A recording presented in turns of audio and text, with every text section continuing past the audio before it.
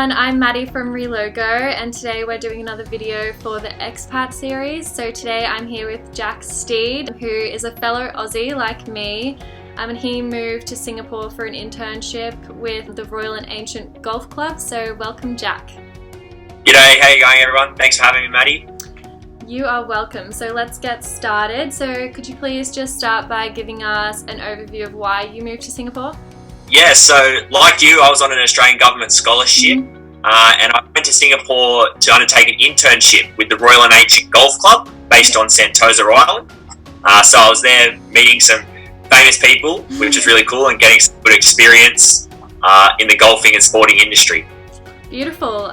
So what are some things that you wish you knew before you moved to Singapore? Alright, there's a few things I wish I knew. The first one is how hot and humid it was. Yeah. I'm from Australia and I thought I knew what hot was, but it's a different type of heat over there.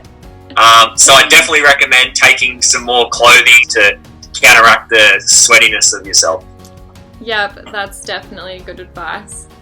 I also would have liked actually to have realised how small Singapore was in size. Everything's so close in Singapore, you can see so much and do so much in such a short amount of time, which I thought was really cool and fun to do. Yeah, for sure. I definitely noticed the same thing when I was there, actually. Yeah, so where did you stay when you were doing your internship? Did you find your accommodation yourself? Did your internship supervisor help you? What was the go there?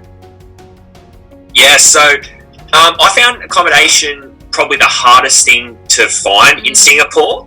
I ended up finding accommodation on a Facebook group, and there's a lot of Facebook groups and WhatsApp groups for renting a room in Singapore, and I definitely recommend having a look at those. Also, another thing is by going onto these websites and renting a room or so, you obviously have roommates, and I've made two great friends. Relogo is actually starting a co-living platform, so it's similar to like what you did. We're launching that in June. We have a pretty strong focus on only kind of connecting people with trusted vendors and having like trusted properties. So that'll be a good resource for Singapore, because I know what you mean. It's so hard to find accommodation if you don't really know where to look. Definitely a co-living platform would be a great help for someone like my age or anyone really moving overseas, especially to Singapore. Yeah, for sure.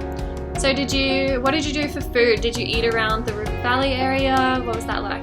I think Singapore was awesome for food because I had lived in other Asian countries like China previously, and obviously there's great food there, but Singapore has all varieties. Yeah. It had cheap food, which I like as a student. So you can go to the hawkers centres and they've got Malaysian, Thai, even Western. I could get hot chips and steak. But then also, when my grandparents come to visit, I took them to nicer restaurants.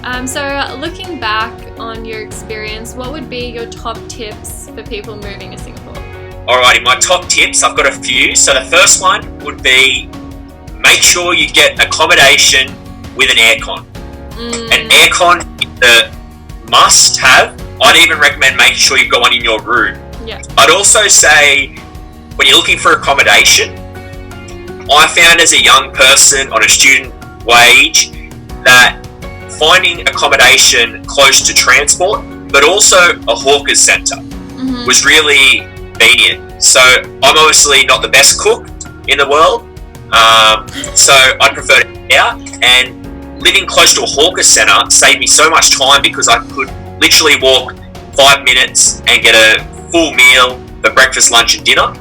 And another one that I didn't realise is use Singapore as a location to travel throughout Asia. Yeah. I didn't realise moving to Singapore how cheap it was to fly to Thailand, to Vietnam, to Japan. So I definitely recommend saving some more money before you leave, which I didn't do, so that when you get to Singapore, you can use that to travel around Asia and see more of the world.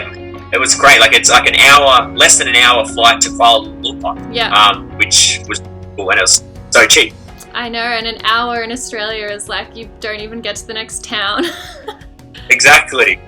So you mentioned the importance of finding good accommodation in central areas. Do you think, looking back, that you would have utilised a relocation expert if it was possible for you? Oh, most definitely. I thought they would have been too expensive, to be honest, and that's probably why I didn't use one. But I think their expertise would have really helped me, because I was quite stressed at one stage when it come to accommodation. Staying in an Airbnb over there, I was really needing to find somewhere. I had to do that for my visa, and it became quite stressful. And I think having the support of someone that has information on Singapore and knows more about Singapore would have been very helpful, especially for someone that's young, moving to a new country for the first time, and also obviously has budget restraints and limits. Yeah, and I think that the cost element for young professionals is definitely one of the main deterrents. But yeah, Reloco services are actually free, so if you are a young professional or a student, it is definitely worthwhile reaching out to Reloco, because they have that local expertise and they can take some of the stress off your hands, like you were talking about. Well, I didn't know that. I'll definitely have to mention that to a lot of my friends that want to travel overseas, because I'm sure that'll come in handy. Yep, exactly. Well, thank you so much for your time today, Jack. I really appreciate you taking this interview, and I hope that you're staying safe in New South Wales. Thank you very much for having me, and I sure am. You two up in the Sunshine State.